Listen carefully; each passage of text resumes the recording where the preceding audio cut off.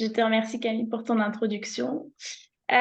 Donc voilà, comme vous a présenté Camille, je m'appelle Eva Jacquesson, j'ai 31 ans, je fais partie de l'association de Nature Dive. Donc j'ai fait des études de biologie marine, j'ai un master en biologie marine que j'ai réalisé. J'ai réalisé ma première année de master à l'université de Lumini à Marseille. Et j'ai réalisé ma deuxième année de master à l'EPHE, l'école pratique des hautes études, qui est basée à Paris. Euh, Pourquoi est-ce que j'ai fait cette deuxième année de master avec l'EPHE? Tout simplement parce que on m'a proposé donc un stage sur les requins. Donc j'ai eu la chance de pouvoir réaliser clairement mon rêve. Donc je suis partie en Polynésie française pendant 6 mois pour travailler sur les juvéniles de requins pointe-noire qui habitent le lagon tout autour de Moorea. Et donc j'ai clairement voilà, réalisé mon rêve. Les requins, c'est une passion depuis toute petite. C'est vraiment, j'aime le côté animal qui dérange, que personne n'aime, et ça me tient à cœur de le protéger, d'essayer de faire changer les mentalités. Et donc, c'est la raison pour laquelle aujourd'hui, à travers cette conférence, j'avais envie de vous présenter un petit peu les requins de Méditerranée. Est-ce qu'il y avait des attaques? Quelles espèces on pouvait y trouver? Voilà. Donc, je vous souhaite une bonne conférence. Donc, on va commencer. Alors, donc, tout d'abord, les requins sont apparus il y a environ 420 millions d'années. Ils font partie de ce qu'on appelle les chondrichthiens, qui regroupent à la fois les requins, les raies et les chimères. C'est la sous-classe des élasmobranches. Et donc, dans cette sous-classe, on a 9 ordres, 35 familles et 540 espèces de requins différentes.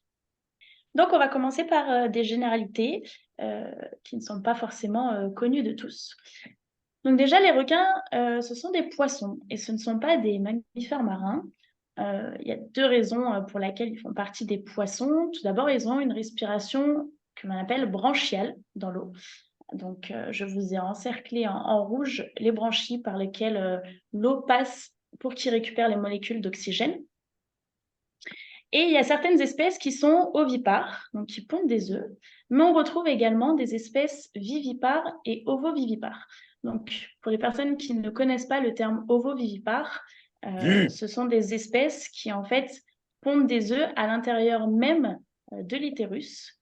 Et dans ce cas-là, on peut observer, ce qui est assez étonnant, un cannibalisme dans le ventre de la femelle. Donc, ça s'appelle plus communément un cannibalisme intra-utérin, où en fait, on a certains bébés qui vont venir manger les œufs de leurs frères et sœurs. C'est assez étonnant comme fonctionnement. Ensuite, on a des espèces qui peuvent mesurer, qui peuvent avoir des tailles vraiment différentes. Donc, on a par exemple la plus petite espèce connue à l'heure actuelle, à gauche, que vous voyez, qui est le requin sagre, qui mesure 17 cm. Vous voyez, par rapport à la main de l'homme, il est vraiment très petit. Et en face, on a par exemple le requin baleine, qui mesure jusqu'à 20 mètres. Au niveau de la reproduction, on a une maturité sexuelle qui est tardive. C'est-à-dire qu'elle arrive entre 4 à 15 ans en moyenne. Par exemple, c'est 20 ans chez le grand blanc. On a aussi une fécondité faible. Par exemple, chez le petit requin taupe, on a seulement 2 individus par portée. Et on a une gestation longue qui peut durer entre 10 et 12 mois chez les vivipares. Et il y a quelque chose d'assez étonnant. Par exemple, chez le requin bambou, les femelles ne mettent pas instantanément les spermatozoïdes en contact avec les ovules, en fait. Les spermatozoïdes sont stockés dans une glande et la femelle requin bambou va donner naissance à ses petits 4 ans après l'accouchement. Ah ouais? Ouais, c'est assez étonnant.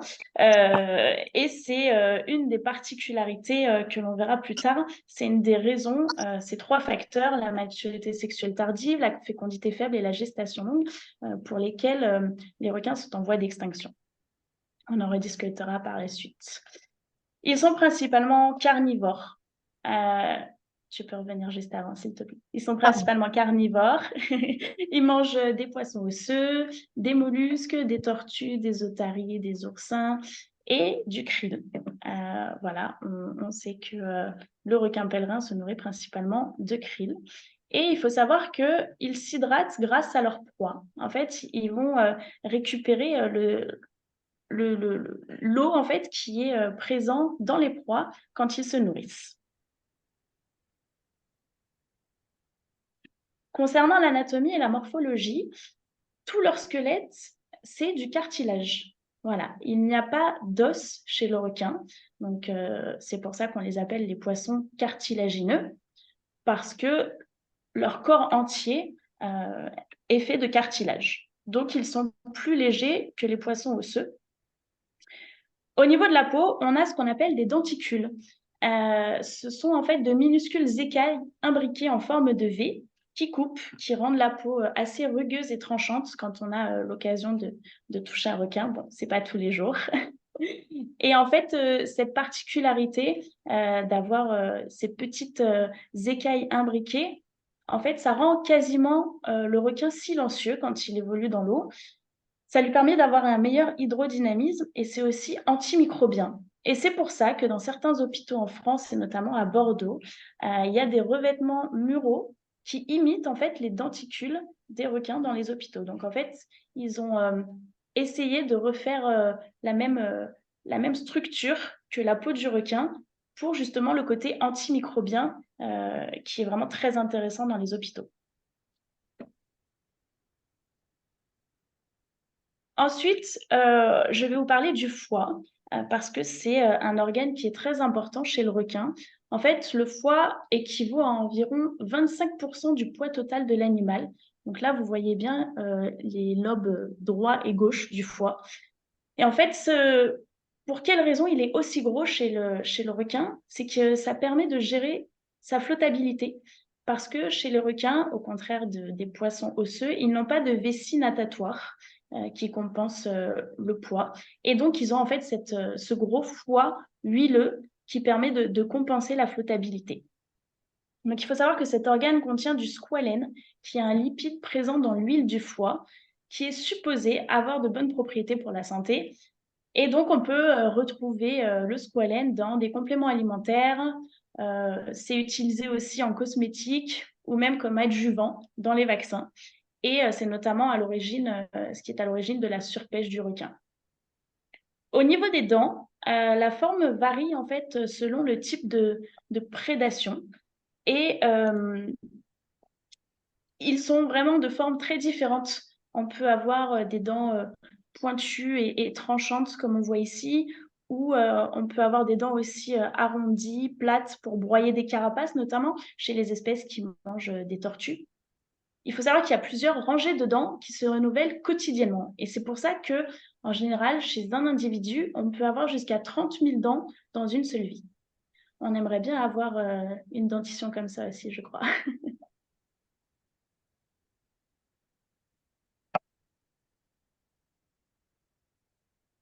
Maintenant, je vais vous parler des sens.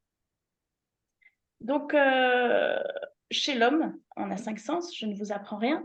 Mais par contre, chez les requins, il y a 7 sens. Donc, je vais vous parler des 2 sens supplémentaires. Donc, on a tout d'abord l'électrolocation, ça s'appelle. C'est un des sens supplémentaires que l'on peut trouver chez les requins. Et une ligne latérale, comme vous pouvez le voir sur la photo du bas. Donc, on va commencer par l'électrolocation. Donc, en fait, l'électrolocation, c'est grâce aux ampoules de Lorenzini, comme vous pouvez le voir sur la diapositive. Ce sont des tout petits organes sensoriels qui détectent en fait les stimuli électriques et aussi qui détectent finalement les proies. Ce sont des bulbes qui contiennent des petites cellules sensorielles qui sont vraiment très sensibles donc au champ électrique des proies, quand il y a des proies qui viennent à l'approche des requins, mais aussi qui permettent en fait aux requins de se repérer avec le champ électromagnétique terrestre. Par exemple, ces organes détectent 5 milliardièmes de volts par centimètre. Ok, je sais, ça vous dit rien. Je vais vous donner un exemple plus concret. En fait, c'est l'intensité d'un champ électrique que produirait une pile de 1,5 volts, dont l'un des pôles serait immergé à Marseille et l'autre à Alger. Et en fait, un requin nageant entre ces deux points saurait quand la pile est branchée ou non. C'est pour vous dire en fait la précision et vraiment la capacité de ces organes sensoriels à détecter les plus petits stimuli électriques. Et c'est notamment ce qui excite les grands blancs, comme on peut le voir en Afrique du Sud ou parfois en Australie, quand les plongeurs plongent à travers des cages. Quand on voit les grands blancs qui ouvrent la gueule et qui veulent manger la cage, en tout cas, c'est des commentaires, c'est ce qu'on dit par rapport aux commentaires. En fait, c'est pas du tout qu'ils veulent manger le plongeur ou manger la cage ou qu'ils sont agressifs. C'est simplement que ces cages émettent des champs électriques qui sont perçus par les requins et qui les excitent, qui attisent leur curiosité. Voilà, je préfère un petit peu remettre la vérité à sa place. Et concernant la ligne latérale, elle permet en fait de repérer également ses proies. Et en fait, chaque proie, chaque poisson a une ligne latérale aussi et émet des vibrations quand le poisson nage. Et du coup, les lignes latérales du requin permettent d'estimer un petit peu la distance, quelle orientation, à quelle distance et où en fait la proie se situe. Donc le petit message, c'est qu'un simple battement de cœur d'un poisson caché dans le sable est détecté par le requin. Voilà, donc vous pouvez bien voir que ces deux sens sont vraiment des sens hyper développés et hyper précis présents chez toutes les espèces de requins. Alors, concernant l'écologie, on va retrouver des requins côtiers qui dépassent rarement les 2 mètres, comme des roussettes, des émissoles, mais également des requins hauturiers, c'est-à-dire qui vivent au large, comme le peau bleu, le requin marteau, le requin renard. On a également des espèces qui sont benthiques, donc qui vivent sur le fond, comme c'est le cas pour l'ange de mer, dont on verra tout à l'heure, et des espèces pélagiques qui vivent en pleine eau, comme c'est le cas du grand blanc. Les requins sont présents dans toutes les mers et océans du globe, jusqu'à 2500 mètres. Donc il y a 95% des espèces qui, du coup, sont présentes dans les mers, et il y a 5% des espèces qui peuvent se retrouver dans les eaux douces. C'est notamment le cas du requin bulldog. Donc ici, sur cette photo, vous voyez en fait un adulte, un bulldog, qui est dans le lac du terrain de golf en Australie. Donc, en fait, c'est une capacité physiologique que le requin bulldog a développée, c'est-à-dire qu'il peut passer des eaux salées aux eaux saumâtres ou même aux eaux douces en un rien de temps, et c'est une capacité assez extraordinaire dans le monde animal.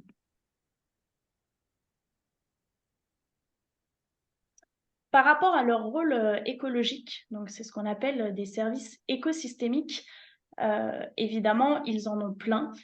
Chaque animal sur cette terre, chaque animal, chaque végétal, chaque individu a un rôle bien défini ou plusieurs rôles. Donc tout d'abord, il y a le rôle d'équilibrer le réseau trophique. En effet, comme vous le savez tous, les requins sont plutôt au sommet du réseau trophique ou de la chaîne alimentaire, c'est la même chose. Donc moins il y a de requins, plus il y aura de poissons carnivores. Forcément, les poissons carnivores vont venir manger les poissons herbivores et qui ne pourront pas justement brouter les algues. Et donc, on va avoir un dépôt des algues, par exemple, sur le corail, pour ne donner qu'un seul exemple, qui va venir étouffer les récifs coralliens. Ensuite, ils participent aussi à la diminution de la production d'oxygène dans les océans. Parce que si le réseau trophique est perturbé, alors le phytoplancton est perturbé aussi. Si on n'a plus les espèces qui mangent le phytoplancton, on aura une surpopulation de plancton au niveau du réseau trophique et bien évidemment une perturbation. Ils ont aussi un rôle de nettoyeur des mers. C'est notamment le cas du requin bulldog, requin tigre aussi, qui en fait se débarrassent de tous les cadavres, viennent manger les animaux blessés et qui permettent du coup de maintenir une certaine propreté, si je puis dire, au sein de l'écosystème. Les requins de récif participent également au transport de matières organiques. Pour prendre l'exemple du requin gris de récif, il joue un rôle en fait sur la fertilisation des coraux parce qu'il va migrer du large vers le récif, consommer des proies, rejeter ce qu'il a mangé, et donc ça va entraîner en fait un rejet d'azote qui est non négligeable sur les récifs et qui va permettre donc de fertiliser les coraux. Et même si le lien n'est pas hyper évident, il lutte contre le réchauffement climatique. En effet, les requins en fait, sont composés de 10 à 15% de carbone. Et lorsqu'ils meurent de manière naturelle, leur corps coule avec le carbone qu'il contient au fond des océans. Et ce carbone en fait, s'accumule et forme des réservoirs de carbone dans les eaux profondes pendant des milliers, voire des millions d'années. Et en fait, le problème dont on va parler par la suite de la surpêche, c'est que ce puits de carbone, en fait, sort de l'océan et va se retrouver dans l'atmosphère.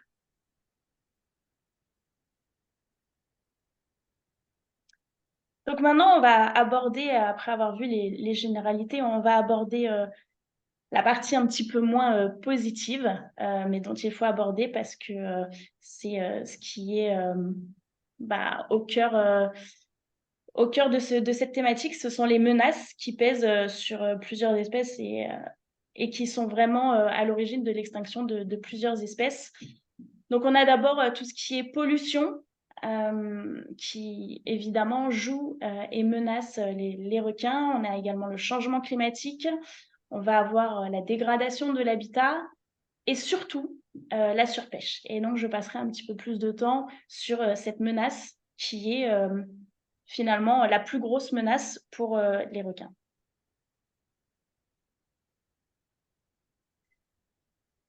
Au niveau de la pollution, j'ai voulu vous montrer donc une photo de la pollution plastique dont nous sommes tous très au courant, mais également de rejet de tout ce qui est métaux lourds, solvants, de boues toxiques, comme on peut le voir ici sur cette photo. Parce qu'il faut savoir qu'il y a entre 300 et 400 millions de tonnes de métaux lourds, de solvants, d'autres déchets issus des sites industriels qui sont déversés chaque année dans les eaux du monde. Donc c'est une pollution qui n'est pas négligeable. On parle beaucoup de la pollution plastique, mais cette pollution-là, il faut aussi la garder en tête. Et pour ce qui est de la pollution plastique, il y a environ 1800 milliards de déchets plastiques qui polluent actuellement nos mers et nos océans. Je ne sais pas si vous vous rendez compte de ce chiffre. Quand je l'ai découvert, je me suis dit qu'il était vraiment énorme. Ensuite, donc, il y a bien évidemment le changement climatique. J'aime à appeler ça le changement climatique et pas le réchauffement climatique, parce que changement climatique, c'est plus général. Et on voit bien sur cette photo que je vous ai mise que ça concerne pas que l'augmentation des températures, il y a aussi une augmentation du niveau de la mer, il y a aussi une concentration en dioxyde de carbone qui, par exemple, là, n'a jamais été aussi élevée que depuis 2 millions d'années. Donc, c'est bien un changement climatique global dont la température fait partie qui va impacter les espèces de requins. On a aussi une dégradation de l'habitat, comme le tourisme, l'exploitation pétrolière ou l'urbanisation. J'ai pris un exemple de la ville de Sao Paulo, qui en 1950 comptait 2,4 millions d'habitants. Et là, en 2023, on est à 22,4 millions d'habitants. Donc, on voit bien que l'urbanisation est vraiment très intense depuis quelques années. Et évidemment, ça impacte l'écosystème marin et les requins.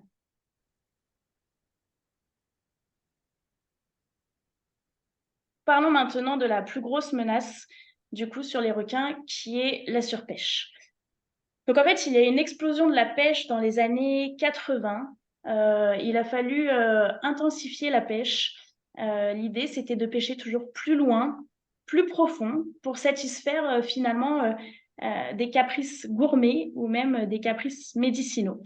Donc, en fait, les requins sont victimes, dans un premier temps, de pêche par prise accessoire. En fait, la pêche cible des espèces comme le thon ou l'espadon. Et vu que c'est une pêche non sélective, qui est réalisée avec des filets, un chalut ou à la palangre, ça pêche tout, et notamment les requins, notamment certaines espèces qui sont curieuses et qui vont être de ce fait beaucoup plus pêchées et qui vont se prendre plus facilement dans les hameçons ou dans le filet. Et finalement, c'est ces prises accessoires qui sont les plus qui déciment finalement le plus les populations de requins. Parce qu'après, on a des pêches ciblées aussi de certaines espèces en Méditerranée ou dans d'autres pays où il n'y a pas de loi pour protéger les requins. Et on a aussi de la pêche sportive qui finalement impacte certaines espèces et notamment le requin peau bleue dont on parlera plus tard. Mais la plus grosse menace, c'est vraiment ces prises accessoires. Donc, on cible une autre espèce et en fait, on attrape beaucoup plus d'individus de requins. Il faut savoir qu'il y a environ chaque année 100 millions de requins qui sont tués comme ça, soit avec une pêche ciblée ou plutôt en bycatch, donc en prise accessoire, ce qui est un chiffre énorme. Il y a aussi une technique de pêche qui s'appelle le finning. Je pense que vous en avez entendu parler. Il y a eu des pétitions qui ont circulé à propos de ce sujet. En fait, le finning, c'est tout simplement pour satisfaire les pays asiatiques en aileron, parce qu'ils sont très friands. C'est bien évidemment leur caprice gourmet par rapport aux requins. Ils sont friands des ailerons et en fait, l'idée, c'est de mutiler le corps du requin, comme vous pouvez le voir sur la photo en haut à droite. Donc, en fait, on coupe les ailerons et on rejette le corps mutilé à la mer. Voilà. Donc, c'est comme si on coupait les pattes d'un chien et puis qu'on lui demandait de marcher pour aller se nourrir. Évidemment, il mourrait. Là, c'est vraiment un massacre des requins puisqu'on les laisse tout simplement agoniser. Ils n'ont même plus la possibilité de nager, de se nourrir. Et en fait, ils coulent finalement au fond de l'eau et meurent d'agonie avec une mort lente et vraiment atroce. C'est vraiment une technique de pêche ignoble. Et il y a aussi la pêche, du coup, que l'on fait pour les besoins de certaines activités aquatiques, comme pour satisfaire les besoins des surfeurs à La Réunion. Ce sujet-là me tient particulièrement à cœur parce que je le suis depuis des années. Je suis abonnée à certaines pages Facebook.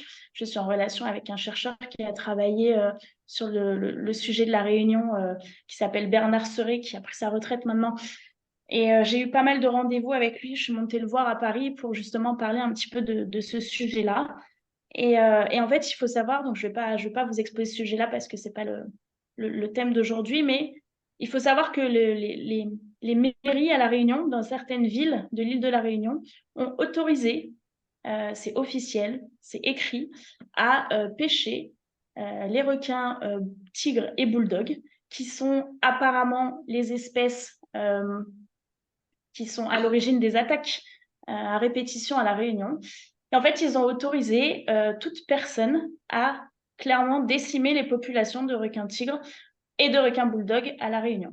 C'est-à-dire qu'il n'y a pas du tout de cible sur certains individus. C'est n'importe quel individu de requin bulldog ou de requin tigre qui peut être pêché. Et donc, on est en train de détruire des populations de ces deux espèces. Bon, voilà, c'était un petit exemple juste pour les besoins de certaines activités aquatiques. Alors, on va parler de quelques chiffres. Donc, dans le monde, c'est environ 800 millions de tonnes, 800 000 pardon, tonnes de requins pêchés chaque année. Sauf qu'il y a une proportion énorme, non déclarée. Donc, en fait, le vrai chiffre se rapprocherait plus de 1,6 million de tonnes de requins pêchés chaque année. Il faut savoir que l'Union européenne fournit 45% du commerce d'ailerons, voilà, dont la France fait partie. Bien sûr, en Europe, en France, nous ne consommons pas les ailerons, mais tout ça, c'est destiné au marché asiatique.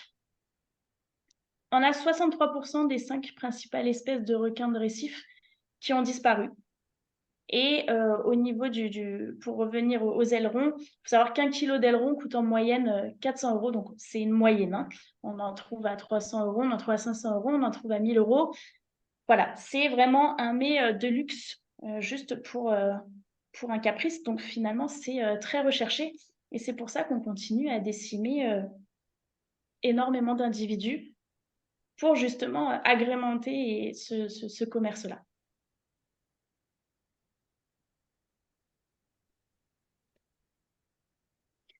Alors, dans le monde. Donc là, je vais vous parler du monde et après, on fera un petit focus sur la Méditerranée. Donc là, c'est une carte qui vous représente les, enfin, pardon. Il y a des pourcentages d'espèces menacées. Donc la partie en jaune, ce sont les endroits où il y a plus de 50% d'espèces de requins menacées. Et la partie en rouge, c'est là où il y a plus de 75% des espèces qui sont menacées, donc de la surpêche.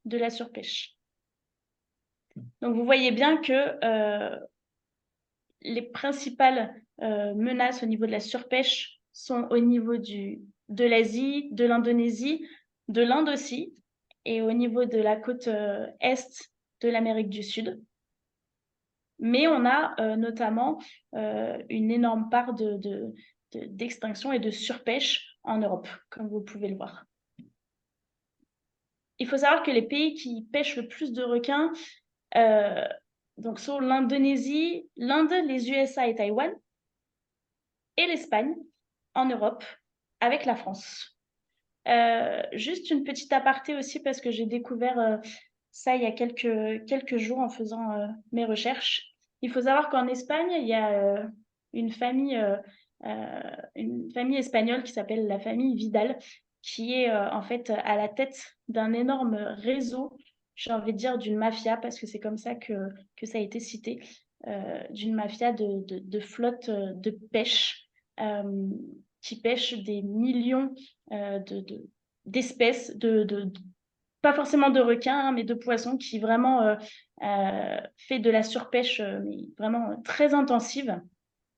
Et quand j'ai lu le rapport du WWF sur cette famille qui était composée donc que des membres de la famille, à la fois comme commerciaux, comme pêcheurs, comme directeur général, c'était vraiment un domaine vraiment où il n'y avait que cette famille qui dirige cette énorme flotte espagnole. En fait, en lisant le rapport, j'ai lu qu'il y avait des subventions qui étaient données à l'Espagne, hein, voilà, au pays entier, pour la pêche. Et pendant que la subvention était versée à l'Espagne, d'un autre côté, la flotte espagnole avait une amende, une énorme amende à payer. Et en fait, quand on lisait jusqu'au bout le rapport, il s'avérait que la subvention européenne payait les amendes données à l'Espagne et à la famille Vidal. Donc c'est assez risible d'un rire très jaune. C'est un vrai business, en fait, finalement, la pêche et la surpêche. Par exemple, au niveau du Pacifique, il y a 95% des requins océaniques qui ont disparu du Pacifique. Ça, c'est un pourcentage estimé par la Commission des pêches du Pacifique occidental et central.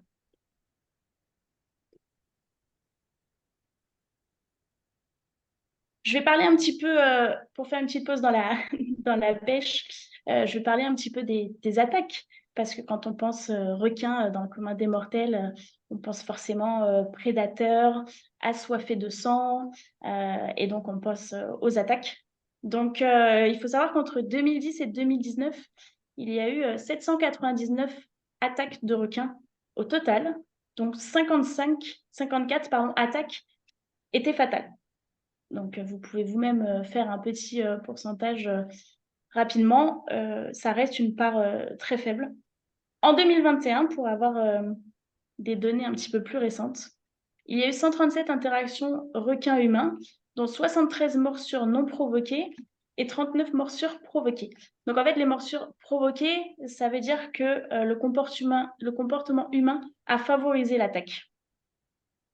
Donc je pense que vous êtes tous au courant de ça, mais je vous ai mis une petite photo pour comparer en fait le nombre de morts. Là, on parle vraiment d'attaques mortelles qui est de 10 par an par rapport au nombre de morts induits par les serpents, les moustiques, les crocodiles ou même avec d'autres activités comme vous pouvez le voir sur cette photo.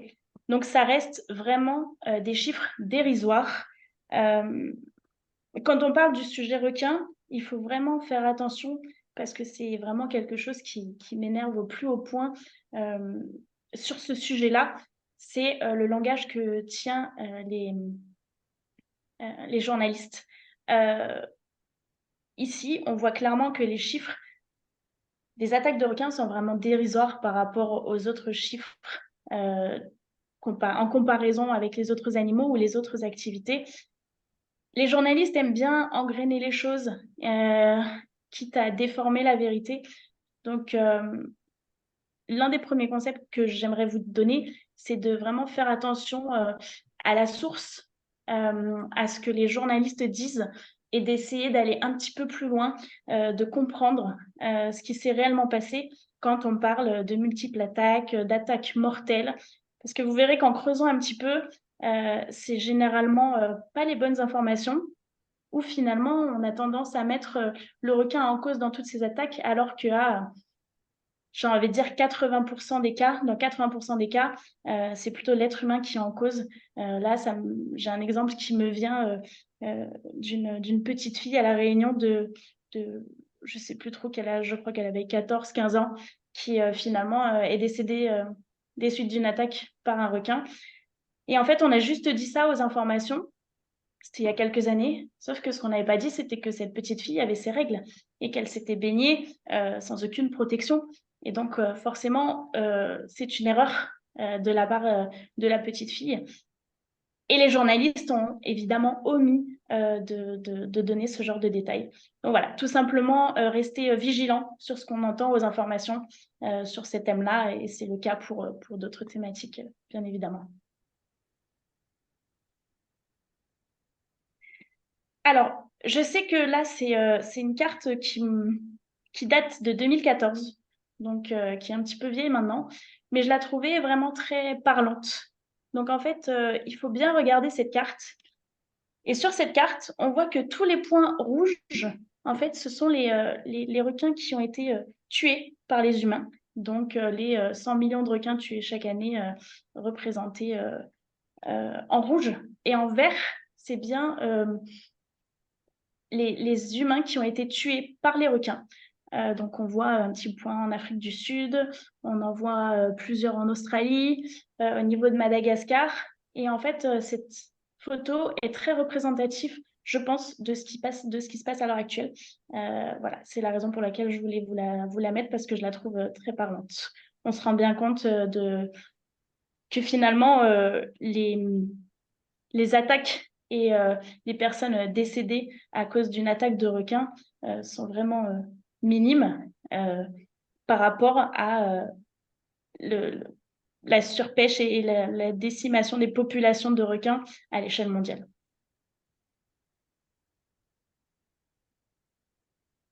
On va continuer au niveau des chiffres pour vraiment marquer les esprits. Il y a sur Terre 1 million d'espèces. Donc là, on parle d'espèces, j'ai fait une généralité, espèces végétales et animales comprises, donc qui sont menacées. Donc c'est une espèce sur 8. On a par exemple 260 espèces marines menacées. Les requins sont la deuxième lignée de vertébrés les plus menacés à l'heure actuelle. Un tiers des requins menacés d'extinction. On a 66% de la biodiversité marine qui a été modifiée par l'homme. Donc ça aussi, c'est quand même un chiffre assez élevé. Et par exemple, on n'a aucun Carcharinus obsolerus, donc le requin perdu, appelé plus communément, qui a été vu depuis 1934 en mer de Chine. Donc en fait, on a quand même certaines espèces qui ont réellement disparu de la surface de la Terre chez les requins. Ça fait quand même réfléchir. Maintenant, on va passer en Méditerranée. Voilà, après avoir fait un petit focus global, on va voir un petit peu ce qui se passe en Méditerranée. En Méditerranée, donc cette mer n'est pas épargnée. On a aussi une quarantaine d'espèces de requins. On a aussi 32 espèces de raies et une espèce de chimère. Mais il faut savoir qu'on a du requin près de nos côtes, en France et dans les autres pays méditerranéens.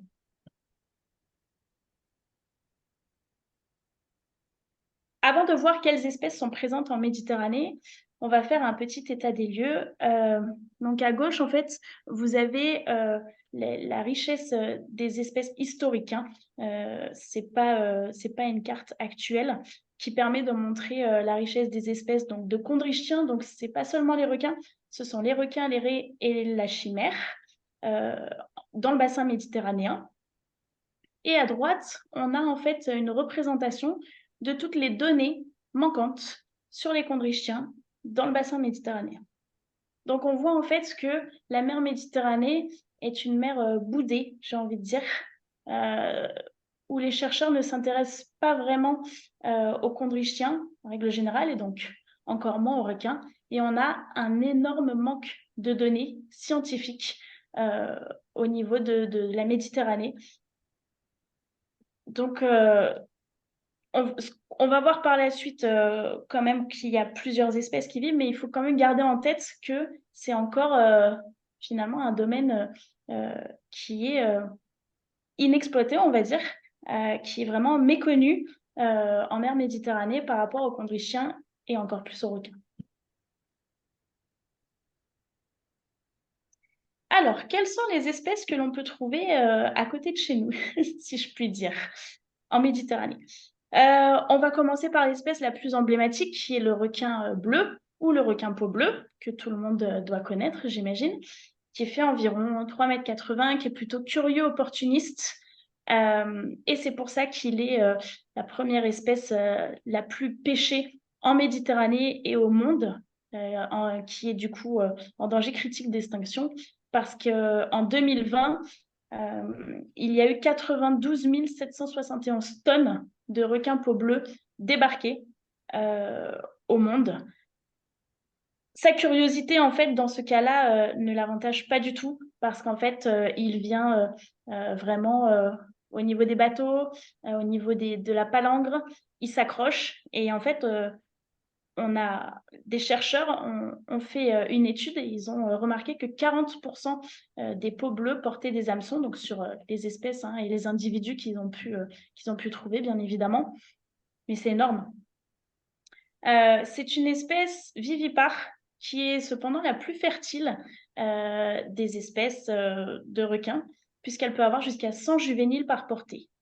C'est l'unique représentant du genre Prionacée. Donc, si cette espèce venait à disparaître, il n'y aurait plus de requins du genre Prionacée. Et ça aussi, ça laisse à réfléchir.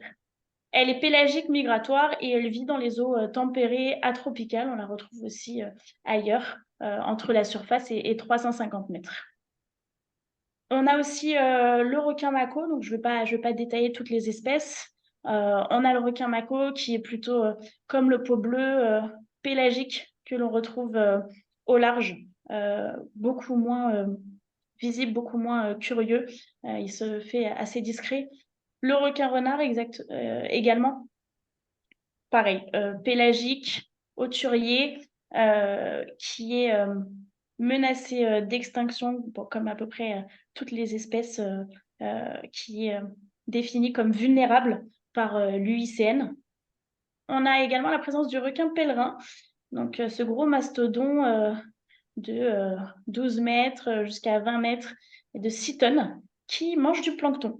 Voilà, donc ce ne sont pas que des individus assoiffés de sang, carnivores, à déchiqueter leur proie. On a aussi le requin pèlerin qui filtre le plancton dans la colonne d'eau. On a aussi l'émissole commune, qui est une espèce plutôt benthique, côtière et de plus petite taille. On n'a pas que ça. On a aussi le grand blanc. Donc, je rappelle que c'est bien dans toute la Méditerranée que sont présentes ces espèces. vous n'allez pas, quand vous allez aller vous baigner demain au Cap d'Antibes, vous n'allez pas rencontrer un grand blanc, hein, je préfère le préciser. C'est bien dans toute la Méditerranée, on a bien des espèces qui se trouvent au large, donc pas d'inquiétude.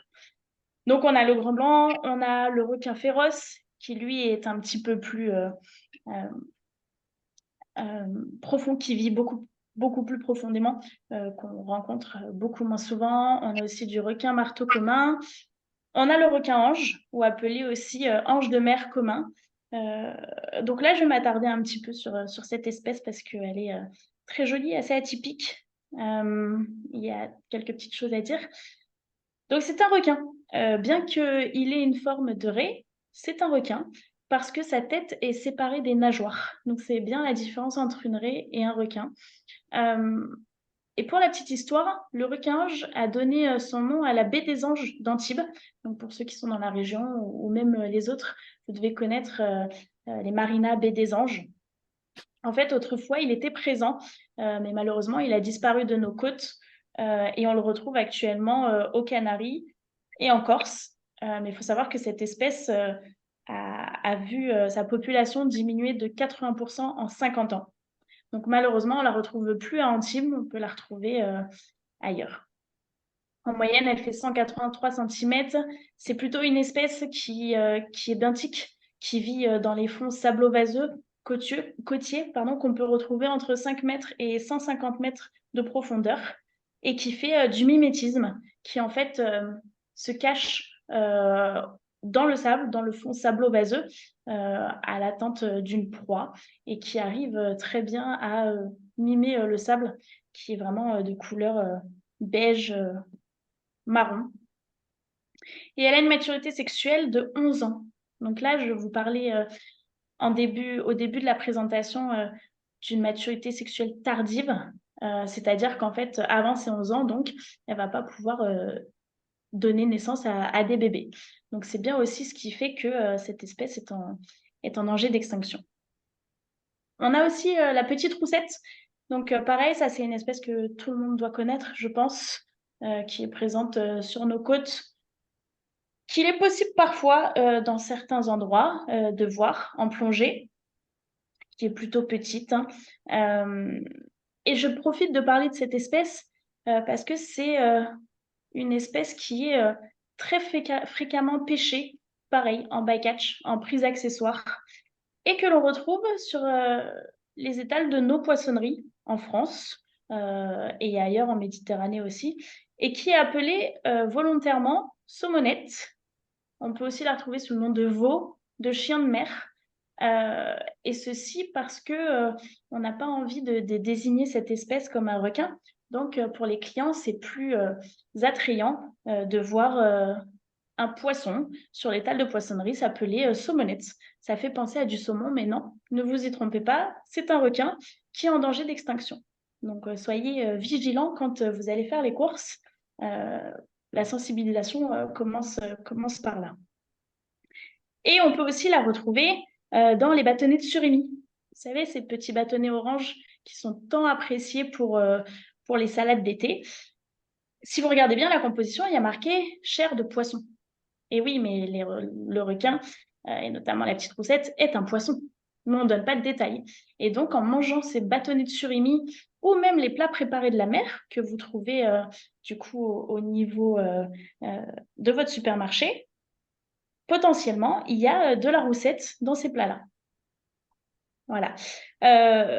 Au niveau d'autres espèces, j'en ai pas mis d'autres, mais voilà, je vous ai dit qu'il y avait 40 espèces. Donc, on a aussi en Méditerranée du requin vache, de l'aiguillanais court, du requin perlon, du requin sombre, du requin cuivre. Voilà. On peut trouver vraiment beaucoup d'espèces de requins sur nos côtes.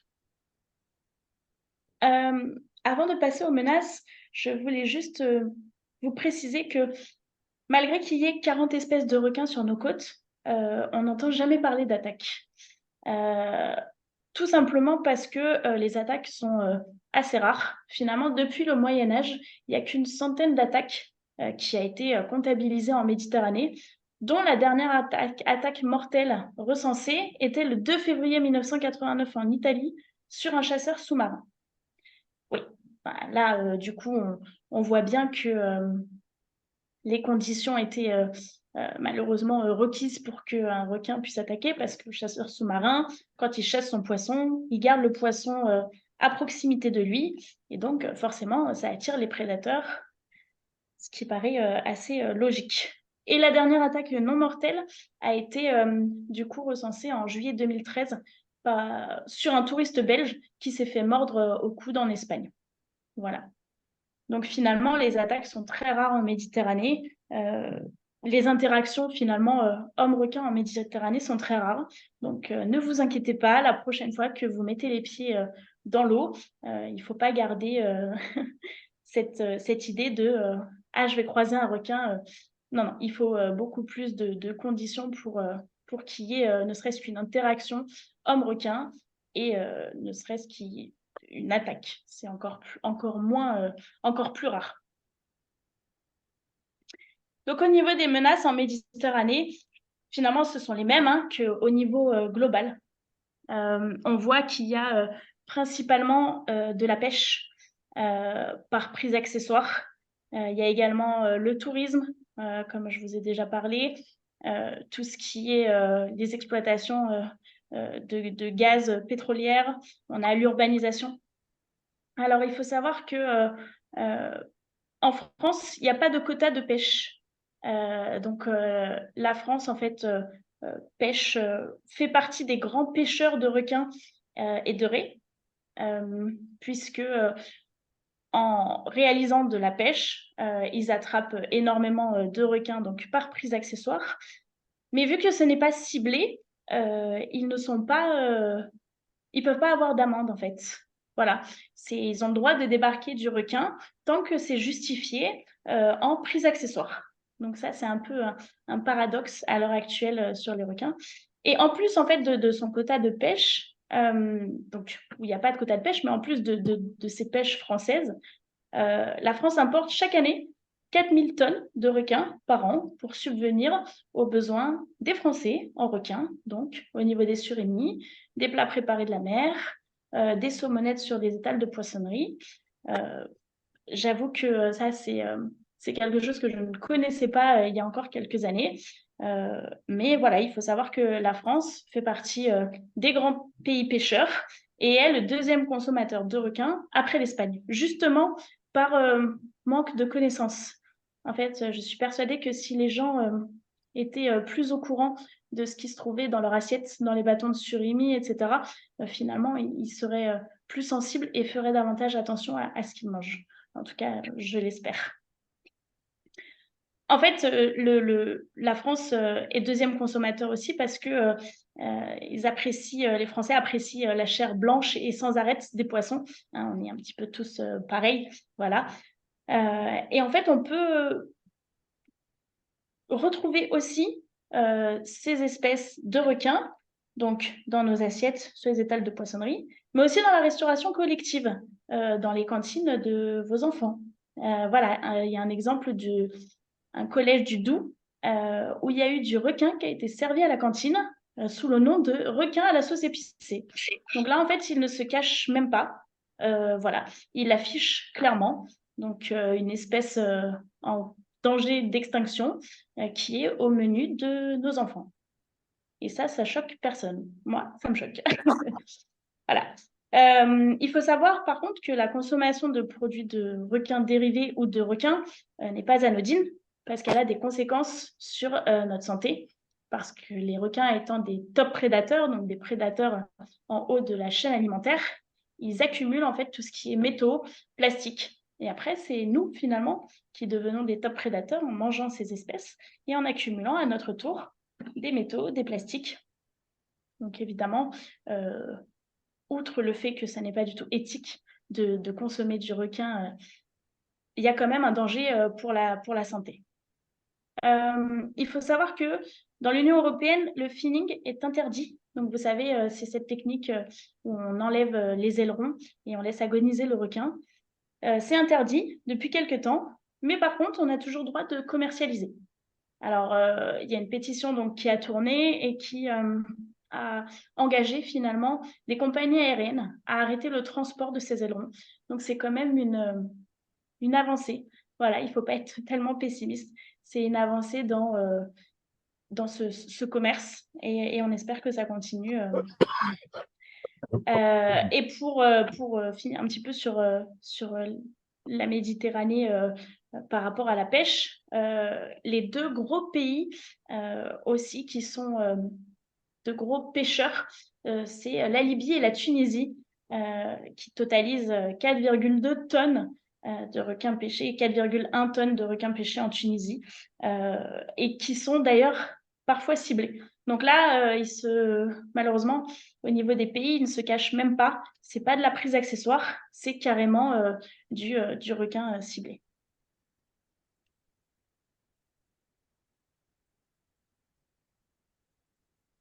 Du coup, notamment à cause de la surpêche, hein, qui est la principale menace, on a 97% des espèces de requins en Méditerranée qui sont en déclin. Donc c'est un chiffre, je ne sais pas si vous vous rendez compte, c'est un chiffre énorme. On a aussi 53% des espèces de requins et de raies qui sont menacées d'extinction. Donc c'est environ 2 tiers des espèces menacées.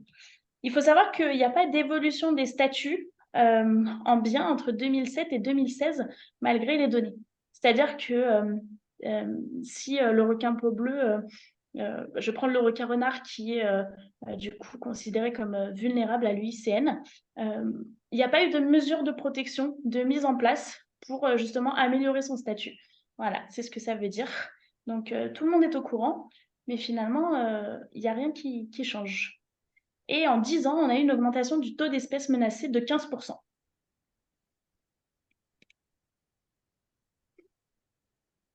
Donc finalement, on a un triste constat. C'est-à-dire qu'on a pratiquement toutes les espèces de requins en Méditerranée qui ont un statut d'extinction donné donc par l'UICN, qui est l'Union internationale de conservation de la nature, qui attribue du coup chaque année des statuts aux espèces animales et végétales. Donc on voit bien que on a 27% par exemple des espèces en Méditerranée qui sont en danger critique d'extinction, ce qui représente une vingtaine d'espèces. Donc là, on parle bien des requins et des raies dans le graphique de gauche. On a 11% qui est vulnérable. Et à droite, en fait, vous avez la liste de espèce par espèce avec son statut. Et du coup, comme je le disais, on peut se demander comment une espèce protégée peut-elle se retrouver sur l'étal d'un poissonnier ou dans l'assiette d'une cantine scolaire. C'est un peu un paradoxe qui est lié que, en fait, même en danger d'extinction, donc une espèce peut être commercialisée si elle a été pêchée accidentellement. Ça, c'est vraiment ce qu'il faut retenir. Et c'est fait de manière tout à fait légale. C'est-à-dire que voilà, on n'a pas le droit de cibler, du moins en France et dans plusieurs pays de Méditerranée, on n'a pas le droit de cibler les requins. Par contre, en pêche accidentelle, en prise accessoire ou bycatch, il n'y a pas de souci. Voilà pourquoi une espèce peut se retrouver à la poissonnerie. Donc finalement, des solutions, ce serait un renforcement des mesures de contrôle, de suivi aussi de la pêche, des prises accessoires pour pouvoir remettre les espèces, les individus à la mer, améliorer aussi les connaissances avec des suivis scientifiques systématiques et surtout récolter des données en fait au sein de la Méditerranée parce qu'on a vu qu'il y avait un énorme manque de données d'un point de vue scientifique. Et surtout, ce serait d'appliquer les lois. Mais malgré ce triste constat, on va voir dans la diapo suivante que on est loin de tout ça, en fait. En fait, malgré tout, malgré tout ce que je viens de vous dire, il y a peu de lois donc, qui protègent les requins en Europe, en France et dans tout le bassin méditerranéen. Et les rares lois qui existent ne sont pas respectées ou sont volontairement détournées. Voilà, on s'en cache pas. Également, les requins, dans certains documents officiels, notamment des documents d'objectifs des sites Natura 2000 ou du sanctuaire du Pélagos, n'apparaissent pas dans ces documents. Donc ça veut dire que finalement, les requins ne sont pas prioritaires, apparemment, pour les autorités et ne font pas partie des documents officiels.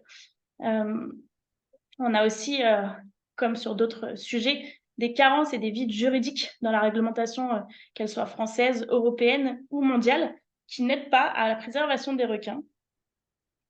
Et ça, la dernière chose, je l'ai trouvée incroyable, c'est-à-dire que aucun politique, qu'il soit député, sénateur, ministre, ne voudra s'engager et protéger les requins au risque en fait de perdre sa crédibilité au premier incident sécuritaire.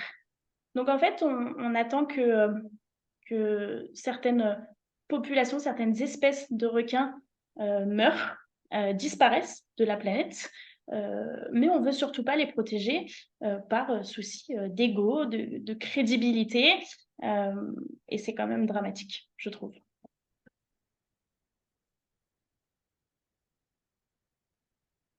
Pour conclure sur cette conférence, qui a été peut-être un petit peu longue et je m'en excuse, je suis passionnée, j'ai plein de choses à raconter.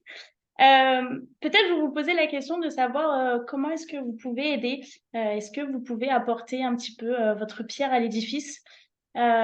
Oui, évidemment que chaque individu peut aider à sa manière, avec le temps qu'il a, avec les moyens qu'il a. Et la première chose à faire, c'est d'adhérer à des associations, justement, qui sont portées sur ce sujet, comme l'association Aileron, qui est basée à Montpellier, qui étudie la préservation des requins et des raies en Méditerranée, l'association APEX, qui est plus au niveau de la Bretagne. Il y a Shark Mission France, Shark Citizen. Voilà, je ne vais pas toutes les énumérer, mais si vous allez consulter les sites internet de toutes ces associations, je suis sûre que vous trouverez votre bonheur et de quoi justement participer et aider dans ce combat. Vous avez aussi la possibilité d'acheter des goodies. Donc là, je vais vous parler d'une expérience personnelle. Euh, Mon fiancé sait à quel point je suis attachée à cette cause, à quel point ça me tient à cœur et, et que voilà, j'ai besoin de participer à la protection de ces fabuleux animaux. Et du coup, récemment, il m'a acheté justement un goodies auprès de l'association Club Océan. Il est là. Alors, je ne sais pas si vous le voyez. Voilà. Donc, je vous présente Akiline.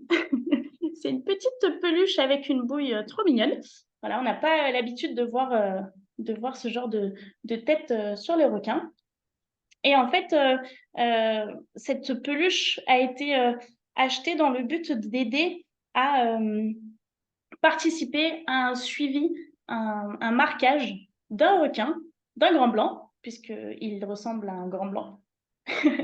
Et du coup, la participation financière permet d'aider à ce suivi scientifique pour suivre cet individu, donc ce grand blanc, qui s'appelle du coup Aquiline. Donc voilà pourquoi ma peluche s'appelle Aquiline. Et vous pouvez participer comme ça. Ça peut être un joli cadeau à l'approche des fêtes, utile, mignon, et je pense que ça peut plaire, et pas qu'aux enfants. Voilà. L'autre Évidemment, l'autre chose, c'est d'en parler autour de vous. Voilà, j'espère qu'après cette conférence, vous serez vraiment plus des experts sur le sujet et aussi de continuer à vous informer et surtout de refuser de consommer du requin ou ses dérivés. Donc, mesdames, faites attention par exemple aux étiquettes de cosmétiques qui contiennent du squalène ou c'est aussi appelé de la squalane. Il faut regarder si les cosmétiques ont le label Cosmé Bio parce que sinon, c'est que le squalène vient en fait du foie du requin.